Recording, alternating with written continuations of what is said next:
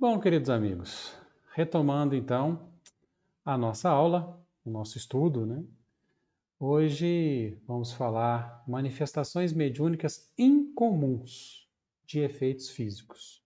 Nós estamos então no tema 7 do livro da Federação Espírita Brasileira, Mediunidade, Estudo e Prática, é o programa 2. Estamos no módulo 2, Mecanismos da Mediunidade. Vamos então dar uma passeada. Já falamos de algumas no início do estudo, né? Mas aqui a gente vai tentar agora aprofundar um pouquinho mais para a gente poder ter noção daquilo que a gente está lidando. Às vezes acontece algum fenômeno fora daqueles que a gente conhece, né, na casa espírita, ou até mesmo fora da casa espírita, e a gente fica perdido, né, sem saber como agir, sem saber como enfrentar essa situação, conduzir essa situação mesmo, né?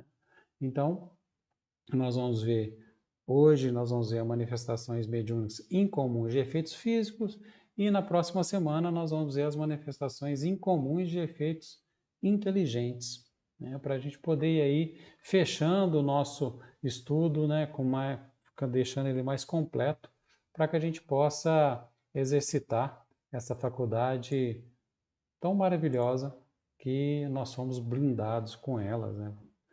Então, quais manifestações incomuns que a gente vai estudar hoje? Transcomunicação instrumental, mediunidade curadora, olha aí os médios de cura, mediunidade de transporte e materialização de espíritos. De alguma delas nós já falamos um pouco, né? E hoje a gente vai tentar aprofundar um pouco mais, tá? Então a gente vai dar ênfase nestas modalidades, né, em particular nessas 4, que são incomuns nas reuniões mediúnicas, tá? Nas nossas reuniões. São vários tipos de mediunidade, né, que a gente vem estudando. E essas 4 aí, por exemplo, elas não acontecem corriqueiramente nas nossas reuniões nas casas espíritas, onde a prioridade é o atendimento aos espíritos necessitados de auxílio. Aqueles que vão ali perdido, que não têm conhecimento da morte, não sabem que desencarnaram, estão sofrendo, espíritos suicidas, assassinos, e aí por aí vai. Todos que estão necessitados de auxílio.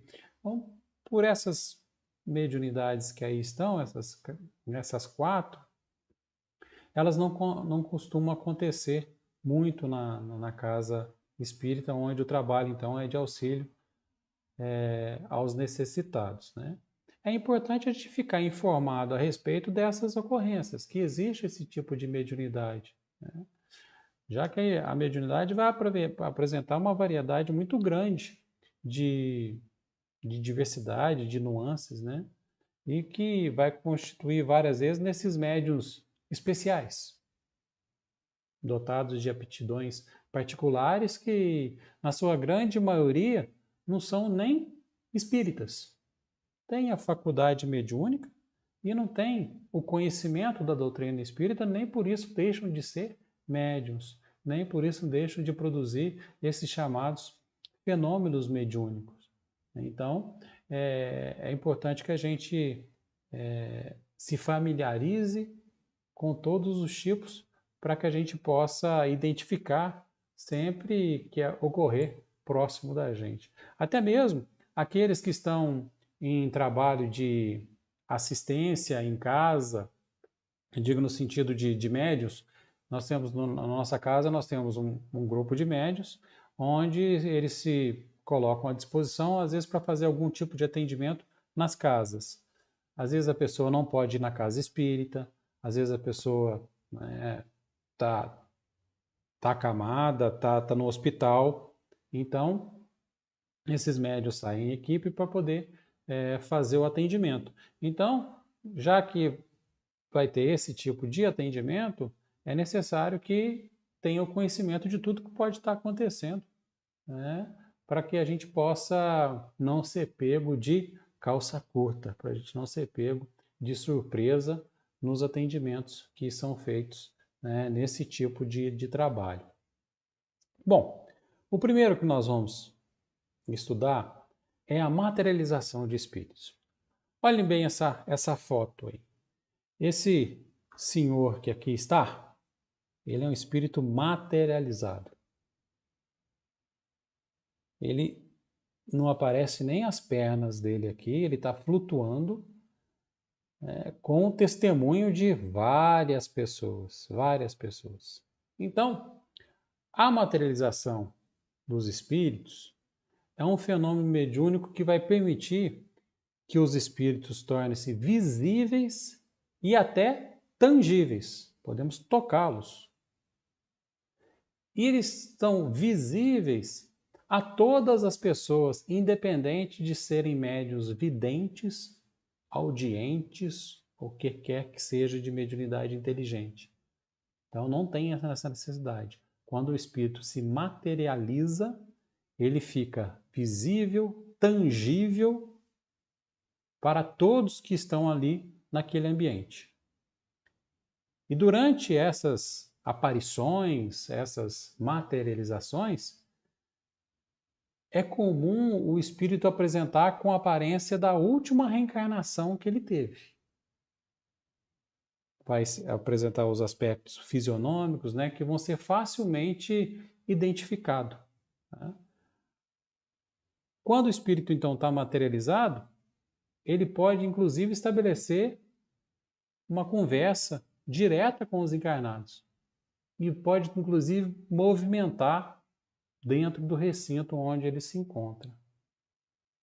A principal finalidade da materialização é a comprovação da sobrevivência, a individualidade e a imortalidade do espírito após a morte do corpo físico. É muito comum as pessoas que não são adeptas à doutrina espírita ou até mesmo ao espiritualismo ou não acreditam na vida após a morte, as pessoas virem para a gente, nunca ninguém voltou para contar, nunca me apareceu um morto para eu poder ter a prova que existe vida depois da morte. São os famosos Santo Tomé, tem que ver para crer. Então, no passado, principalmente no início da codificação espírita, foi de extrema necessidade essas materializações, onde esse fenômeno era só para poder comprovar a individualidade e a imortalidade do espírito após a sua morte. Porque muitos tinham uma ideia que desencarnou, voltou para o todo. Desencarnou, perdeu a individualidade. E quando esses espíritos começam a materializar, vem comprovar a toda a sociedade daquela época, principalmente na França, onde os fenômenos aconteciam, né, mais a miúde, também nos Estados Unidos, comprovar a existência, né, da vida depois da morte com essas materializações. Agora, não é um fenômeno comum, não é um fenômeno fácil de execução simples, porque ele vai envolver uma movimentação de diferentes tipos de fluidos, sobretudo, gente, um que a gente sempre fala aqui, o ectoplasma, tá? Que é fornecido pelo médium de efeitos físicos. Muitos médiums fornecem o ectoplasma sem saber que está fornecendo. Então, por isso que é uma atividade, um fenômeno muito complexo, porque vai precisar de espíritos capacitados que sabem movimentar essas energias, sabem movimentar esses fluidos, né? Principalmente o ectoplasma, para poder fazer com que o espírito vá se materializar. Aqui tem algumas fotos que eu trouxe de um trabalho da internet. Tem o Chico aqui, né, com o espírito materializado, né, esse cordão branco aqui saindo do nariz, tá vendo aqui também saindo este cordão e formando uma imagem em cima. Isso aqui é tudo doação de ectoplasma. Esse aqui é um espírito, um médium dormindo, saindo do ectoplasma aqui também e formando uma pessoa. Aqui é o Peixotinho, né, com o Chico do lado e uma senhora materializada. Tá? Então, uma coisa que tem que ficar muito bem esclarecida para todos é que o detalhe imprescindível para a materialização de espírito é a moral dos envolvidos, tá? Que tem que estar em todas as realizações espíritas. Nenhum espírito superior vai concordar em materializar-se para atender algum capricho ou curiosidade. Nenhum espírito vai se dar a esse papel. Como não se dá também nas manifestações de efeito inteligente. Tá? Então, todos os fenômenos de materialização, eles são regidos, eles são supervisionados pelos espíritos de alta hierarquia, espíritos elevados, por ser um trabalho muito importante, difícil e até mesmo, gente, perigoso, como narra, né, nos domínios da mediunidade, por André Luiz. Então, sempre quando tem algum tipo de materialização, esse tipo, por isso que é uma mediunidade rara, porque ela já quase não tem necessidade mais de acontecer. Então, ela vai acontecer em casos onde se faça necessário. Existem vários relatos de materialização de espíritos onde precisa de algum atendimento. Por exemplo, naquele incêndio que teve no edifício Joelma, no Rio de Janeiro, onde vários espíritos, né, várias pessoas desencarnaram, existem muitos relatos de espíritos, de pessoas que foram socorridas por um espírito que ali foi para uma pessoa que apareceu para ele, conduziu ele até uma saída e depois simplesmente desapareceu. Foi a materialização de algum espírito que utilizou o ectoplasma dali da região, de médios ali colocado apostos para isso, onde aquelas pessoas não tinham que passar por aquela prova do desencarne pelo incêndio do edifício e foram socorridos. E como não tinha condições de intuir algum encarnado mesmo até ao local da pessoa para poder socorrê-la, o que eles faziam? Eles materializavam, iam lá, socorria a pessoa, trazia e na hora que a pessoa estava já conduzida até uma outra, eles já sumiam. Existem outros relatos também de médicos que fizeram parto, né, de pessoas, né, de mulheres em algum hospital, e aí chega o outro médico perguntando, mas quem que fez o parto do seu filho? Ela mostra a foto na parede de um médico que já tinha desencarnado há muito tempo. E ela fala que foi aquele que fez. Então, por algum motivo, ele materializou, fez o parto e depois foi embora. Tudo tem que ter uma necessidade. Tudo que tem que ter uma razão de ser. Se os encarnados que ali estão não tiverem condições de atender e aquilo for essencial para a vida daquela pessoa, a espiritualidade vai dar um jeito e até mesmo fazendo com que materialize algum espírito ali para poder atender, já que ele é tangível, ele pode ser tocado, ele pode conversar, então tem toda a capacidade de auxiliar num atendimento, caso necessário.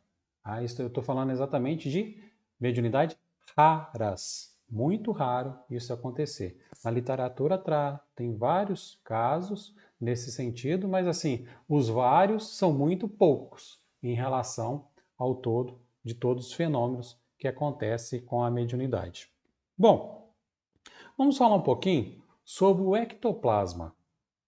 O que é esse danado de ectoplasma? Aí tem a imagem do médium Peixotinho, junto com Chico Xavier e irmã Josefa, materializada, né? Ele fala, e veja o ectoplasma. Ele doando o ectoplasma e forma aquele espírito ali que está materializado. Tá? A palavra ectoplasma, ela foi criada por Charles Richer, que desencarnou em 1935. Ele foi conhecido como o pai da metapsíquica. Essa bioenergia, como é chamada, o ectoplasma, é tipo como se fosse uma substância leitosa que é produzida no interior da célula, tá? No protoplasma ou no citoplasma. Tá? E ela pode ser expelida para fora do organismo humano. Os médios, então, de materialização, aqueles que doam esse ectoplasma, né, eles são os médios chamados de efeitos físicos e produzem esse ectoplasma em abundância, né, para poder sustentar essas aparições. Dependendo da aparição, é necessário mais de um médium, 3, 4 médios de doação de ectoplasma, para que possa ser feito a materialização, né, onde esses espíritos vão ficar, mais uma vez, tangíveis. Tá? Então, esse ectoplasma é uma pasta flexível, a maneira de uma geleia bem viscosa, semi-líquida. Né? E ele é expelido pelo corpo do médium através da boca, do nariz, né, dos ouvidos, também pelo tórax, pela extremidade dos dedos. Então, uma substância que é produzida e manipulada, utilizada pelos espíritos responsáveis em fazer esse processo de materialização. Então, todo o processo vai envolver a conjugação, a junção aí de energias ou de fluidos distintos, tá? Onde vai ser habilmente manipulado pelos especialistas desencarnados. Ok? Bom, vamos então para mediunidade de transporte. Bom, mediunidade de transporte, só um parênteses aqui, existem algumas religiões que têm a mediunidade também como trabalho, que utiliza o termo de mediunidade de transporte quando um espírito tem um médium, a pessoa vai ser atendida e ela está acompanhada no processo obsessivo. O famoso, às vezes as pessoas falam encosto, alguma coisa assim. Nessas religiões, eles chamam o médium de transporte aquele que consegue, como se fosse puxar, né, o espírito que está junto com aquela pessoa que foi lá, para ele poder manifestar e dar o atendimento. Aí, então, eles dão essa denominação de médium de transporte. No nosso caso aqui, não. No nosso caso, é transportar objetos. Transportar objetos. É uma mediunidade também rara, e os resultados são surpreendentes, tal qual a materialização dos espíritos. Os espíritos esclarecidos podem fazer esse transporte de objetos e também os obsessores, os os espíritos, digamos assim, os espíritos inferiores. Né? A natureza desse transporte vai guardar a relação com a natureza do espírito que faz essa materialização de objetos, esse transporte de objetos. Então, na verdade, essa delicadeza e a beleza dessa materialização, desse transporte, vai sempre ser feito por bons espíritos. Espíritos trevosos não vão se preocupar em fazer coisas sutis, né? Mas vão querer mais para assustar, para intimidar, né? Para afrontar qualquer coisa que seja. A materialização, então, dos objetos, ela pode ser resumida em 3 etapas, para a gente não estender muito nela aqui. Primeiro, o espírito desencarnado vai retirar da natureza um objeto. Ele retira da natureza um objeto. Flores, pedras, frutos, que não tem a dona. Depois, ele vai fazer a desmaterialização deste objeto durante o transporte e vai materializá-lo num local específico. Ao trabalho que o espírito responsável tem para fazer isso. Então, toda a execução desse trajeto, nessas 3 etapas distintas, exige do espírito que está fazendo aquilo ali uma especialização, um conhecimento muito grande para fazer essa ação, né? E uma sintonia muito estreita com a doação do médium, né? Com a sintonia fluídica do médium. Então, para essa execução do fenômeno mediúnico de transporte de objeto, o perispírito do desencarnado que vai executar o transporte, ele tem que estar impregnado, então o perispírito do desencarnado, ele vai estar impregnado com o fluido vital do médium, que vai criar essa sequência que nós falamos, desmaterialização, transporte, materialização. Então vai ser essa energia mista, né, vai ter tendo a propriedade, por exemplo, de isolamento, invisibilidade, transporte e materialização do objeto. Então ele consegue fazer essa etapa para poder que o objeto seja materializado. Existem vários relatos onde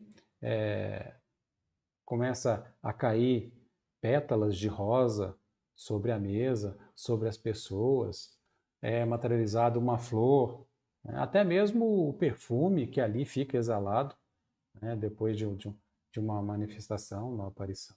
Então, é uma mediunidade rara também e que precisa, mais uma vez, da doação de manipulação de vários fluidos. Tem um livro que chama Mulheres Médiuns, de Carlos Bernardo Loureiro. Lá ele tem vários relatos, né, de manifestação, de transporte de flores, frutos, né, nas reuniões que eles faziam. E além da abundância de objetos e flores, eles ainda essas mulheres atendiam até pedidos. Certa feita eles teve um senhor que pediu que ela trouxesse, que materializasse ali um girassol.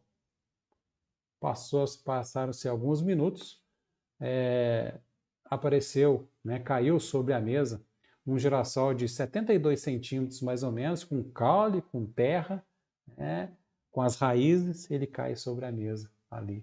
Então, assim, sem ter nada previamente, conseguia fazer com que esses objetos fossem ali, fossem plasmados, fossem transportados mesmo, né?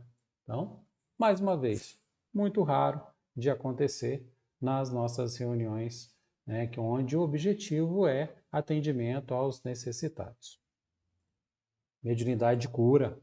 Mediunidade de cura.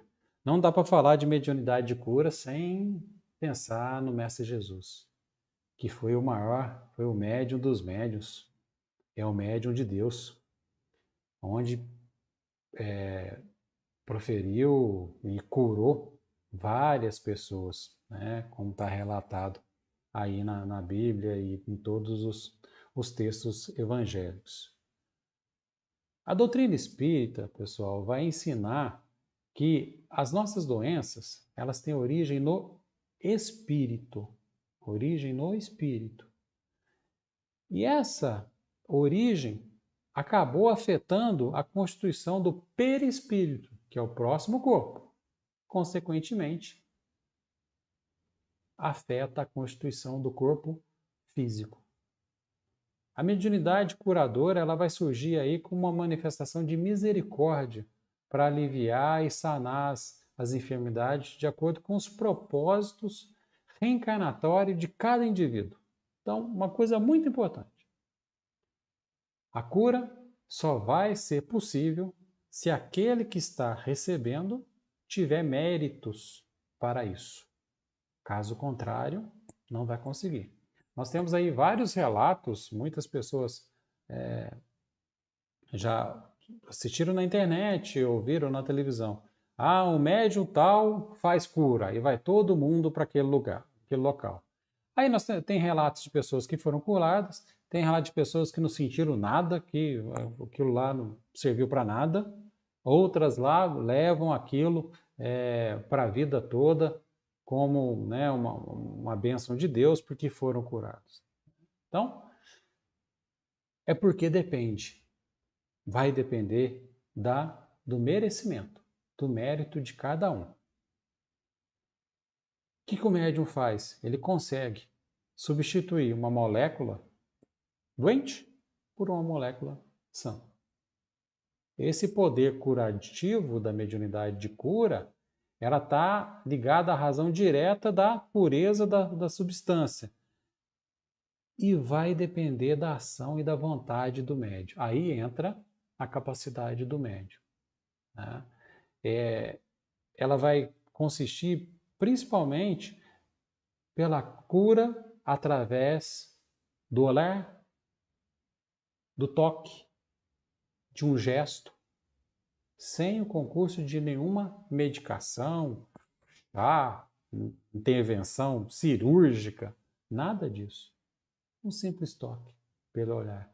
Vamos lembrar aqui Jesus, quando uma das várias curas que ele fez, ele sempre falava: a tua fé te curou. A tua fé te curou. Ele não falava, não trazia para ele que curou. Falava: a tua fé te curou.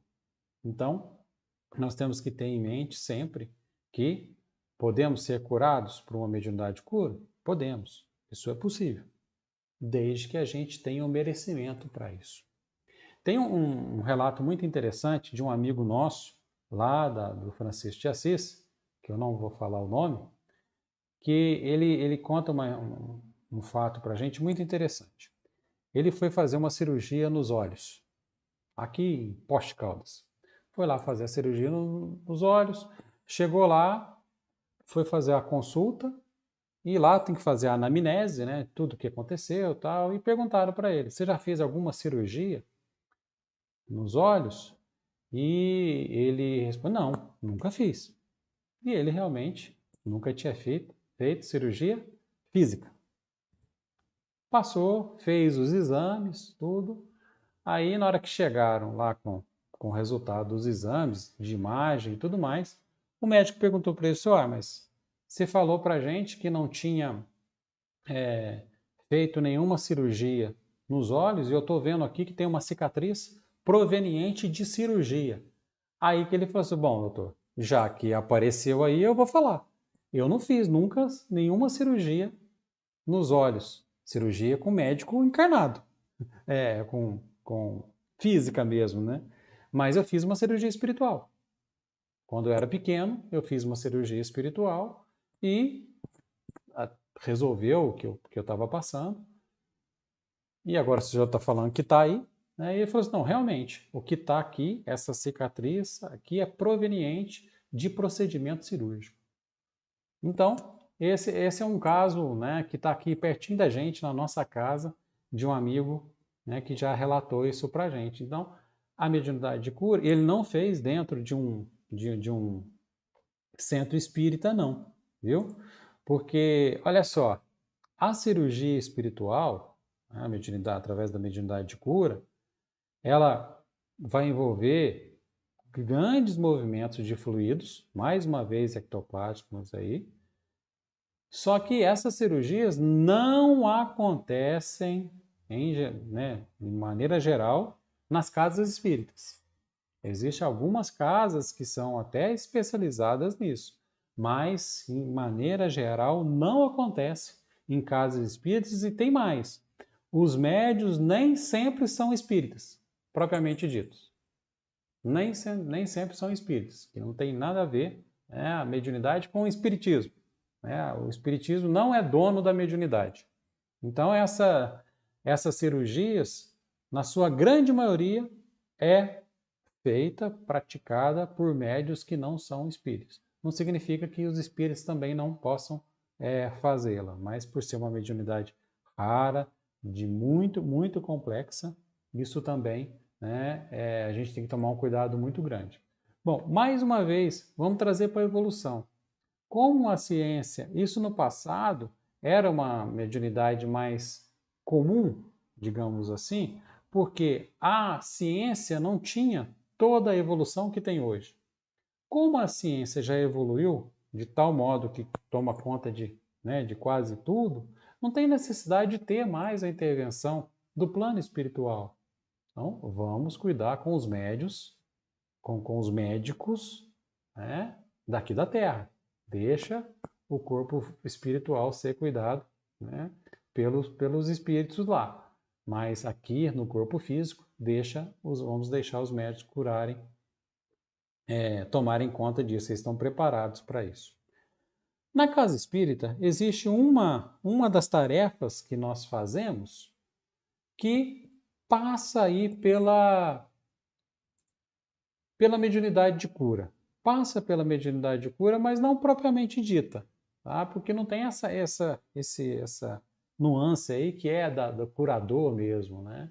Mas é o passe espírita, tá? Essa doação magnético-espiritual, né, do encarnado e do desencarnado, bem utilizada no meio espírita, ela é um veículo de cura, né, das enfermidades ou do alívio do sofrimento do enfermo, né? Pode, inclusive, abrandar a manifestação dessas enfermidades que estão sendo apresentadas. Tá? Essas curas espíritas, quando acontecem através, né, do passe, elas também não acontecem só através do passe. Elas podem acontecer através do passe, através da fluidificação da água, através do hábito saudável da oração, pelo enriquecimento da fé, sempre voltada, obtidas pela atitude mental positiva e principalmente a mudança dos hábitos negativos.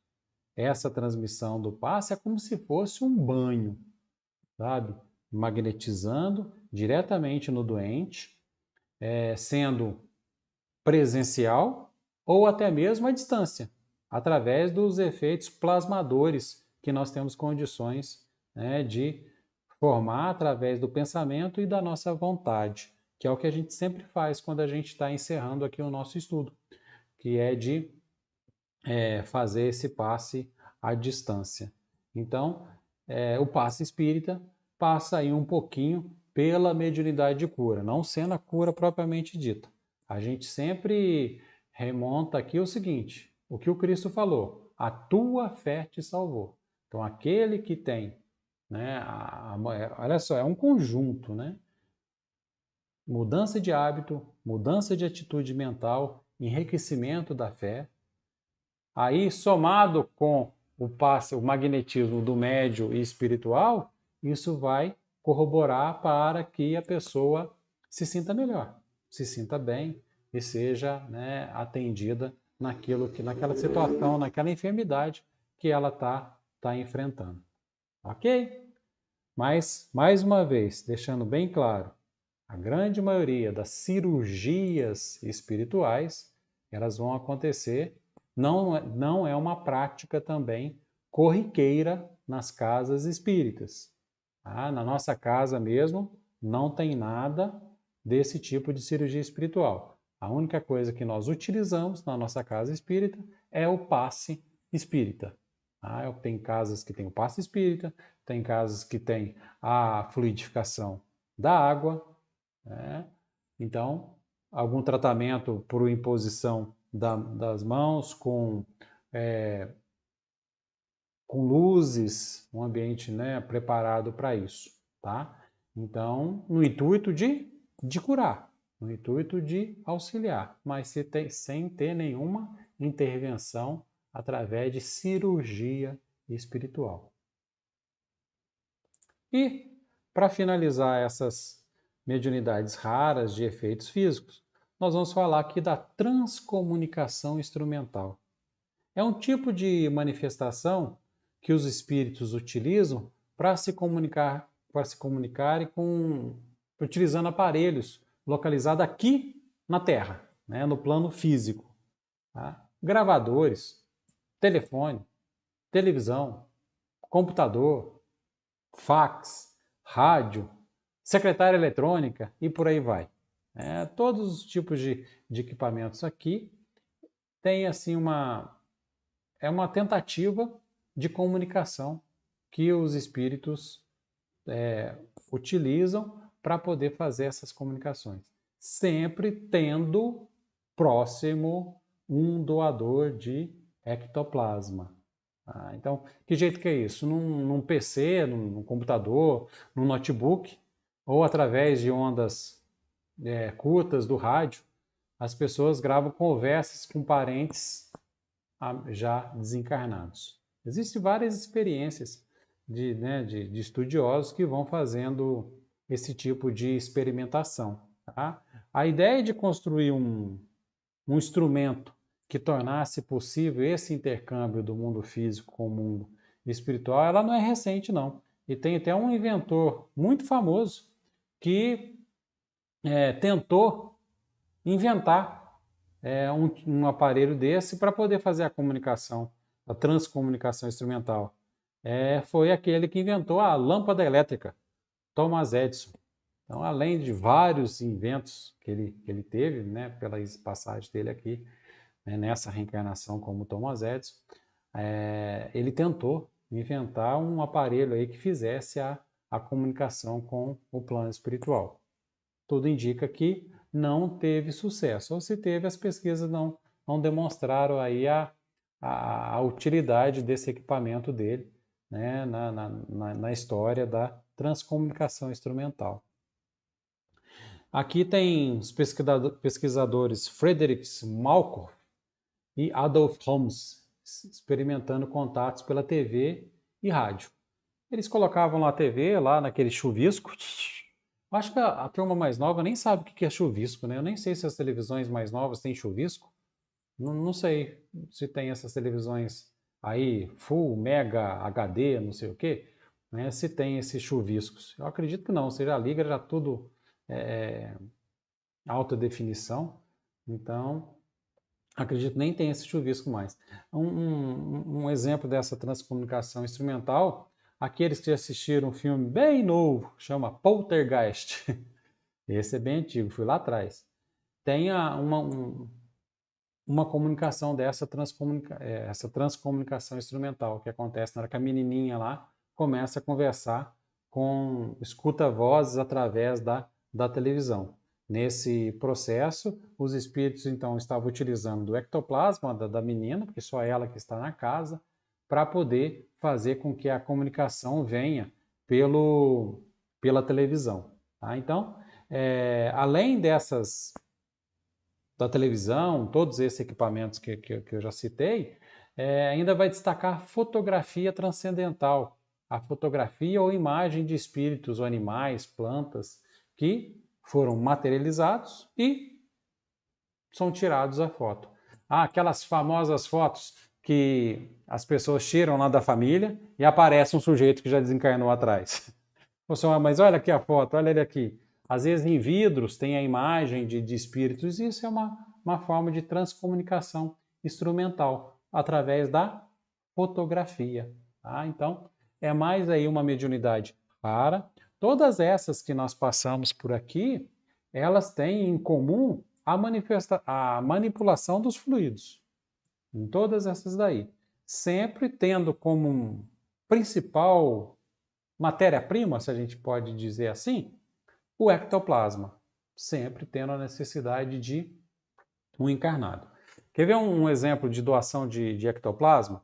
Às vezes a pessoa, você já deve ter escutado aí em casa mal assombrada. Aquela casa faz muito barulho, aquela casa cai, a porta bate o tempo todo, cai coisas do armário, o fogão acende e por aí vai.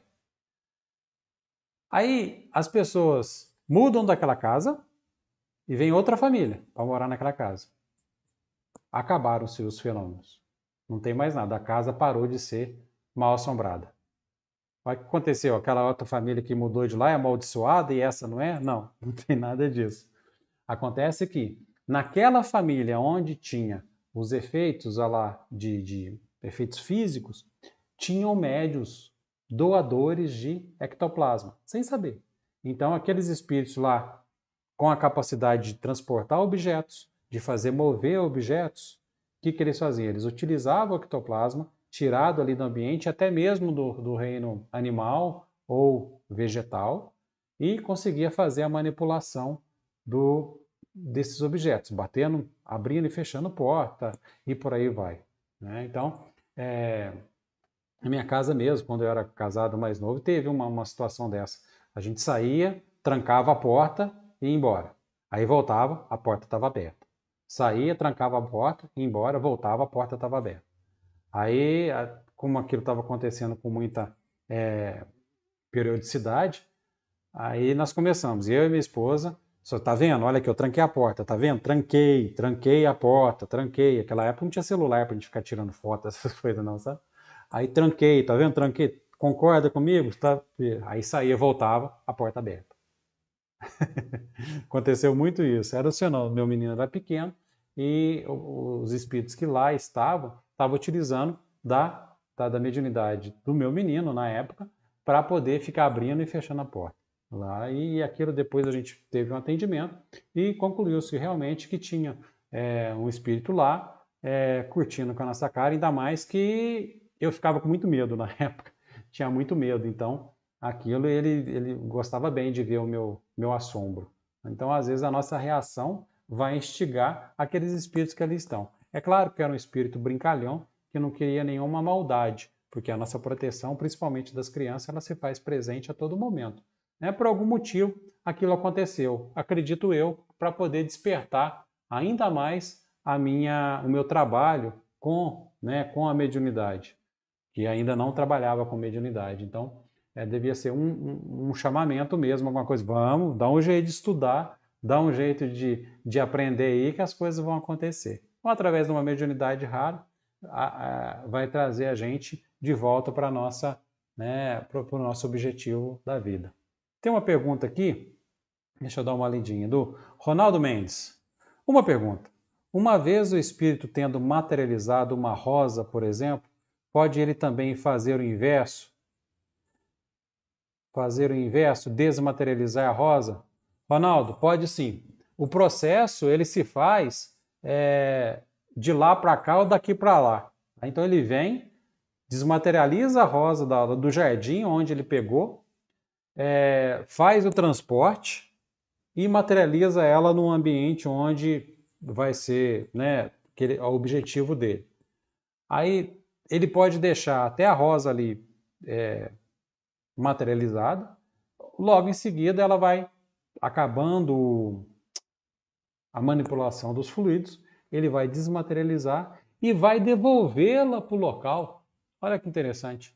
Ele devolve ela para o local, lá para onde ele tirou, digamos assim, ele devolve para aquele local. Tá? Porque ele, como nós dissemos aqui há pouco, ele nunca vai tirar alguma coisa que tem dono, digamos assim. Quando isso acontece, tem um relato no livro dos médios que ele coloca outro no lugar. Algum objeto que ele retire, ele vai colocar outro no lugar. Então, pode sim, tá? Fazer a desmaterialização e levar para outro local. Interessante que, por exemplo, no caso de uma rosa, ele faz a materialização da rosa, a gente vai sentir o perfume dela, né? E assim que ela for desmaterializada, o perfume dela muitas vezes fica no recinto onde foi materializado. Então, assim, esse transporte de lá para cá, ele é possível. Ok? Bom, gente, eu acho que é isso, tá? Essa mediunidade mediunidades raras, apesar de não acontecer nas reuniões mediúnicas, mais uma vez pontuando, é bom que a gente saiba o que acontece, principalmente para lidar ou até mesmo para esclarecer alguém que vá conversar conosco, pedir algum tipo de orientação, até mesmo nas casas aí mal assombradas, né? Que a gente ouve muito acontecer, né? Então a gente vai saber o que está acontecendo, vai chegar numa casa mal assombrada, pessoal, peraí, provavelmente tem aqui um médico, se a gente for perguntando, esses fenômenos acontecem quando? Sempre quando fulano de tal está em casa. Porque está em casa, acontece o fenômeno. Então, provavelmente é aquele médium que está sendo o doador de ectoplasma para que os espíritos consigam manipular qualquer tipo de manifestação ali. Ok? Bom, pessoal, vamos então, como nós passamos aqui, através do passe espírita, vamos fazer aqui o nosso passe espírita, o nosso passe à distância, onde a gente tem a condição de plasmar o nosso pensamento, a nossa vontade, auxiliando a todos aqueles que estão em situação, né, de sofrimento, de angústia, ou até mesmo, né, precisando aí de uma energia, de uma renovação da sua energia para poder seguirem aí o seu dia a dia. E aqueles então que tiverem condições de auxiliar, que também entre na mesma sintonia, plasmando o quê? Coisas boas para os outros, né? Plasmando coisas boas para aqueles que não passam aí na pinguela junto da gente. Assim, tentar doar aquilo que de bom nós temos para os outros, independente de quem são, ok? Elevemos então o nosso pensamento ao alto.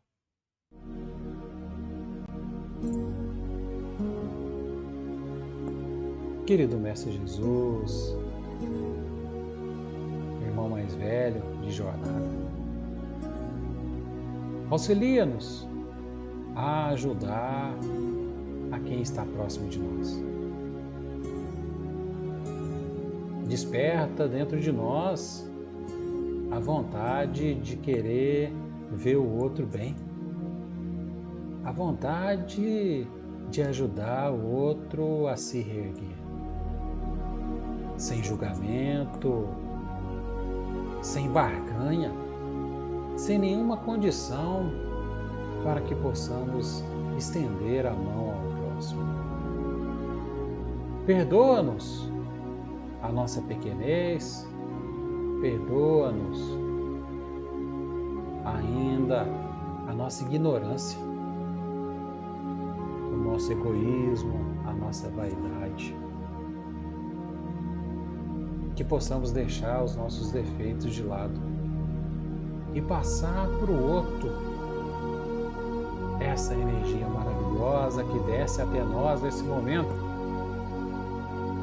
nos inundando o coração de boa vontade, de amor, de esperança, de fé. Que a gente possa transbordar, contaminando o outro, contaminando os nossos familiares, os nossos amigos, onde quer que os nossos pensamentos agora alcancem, que possamos transbordar junto daquele que se encontra em sofrimento, que se encontra com fome, com ódio, com remorso, em solidão, com dor. Que eles possam sentir, pelo menos por breves momentos, a tua presença. Não a nossa, a tua, Pai. De misericórdia, de amor, de tolerância e de aceitação.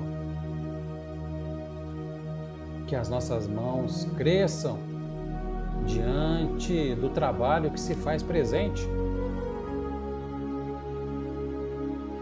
Que sejamos trabalhadores anônimos, sem identificação, sem nenhum rótulo. Simplesmente propagadores da tua misericórdia, do seu amor. Que os amigos que hoje estão nos hospitais, nos presídios, nos asilos, nas clínicas de dependentes químicos, possam compreender e aceitar que tudo é aprendizado, que tudo é consequência das nossas vidas e que somos os responsáveis por tudo que chega até nós. Mais uma vez te agradecemos, Pai, pela oportunidade da vida e principalmente pelas infinitas possibilidades de perdoarmos e sermos perdoados. Se conosco, Senhor, agora e sempre. Que assim seja, meu Pai.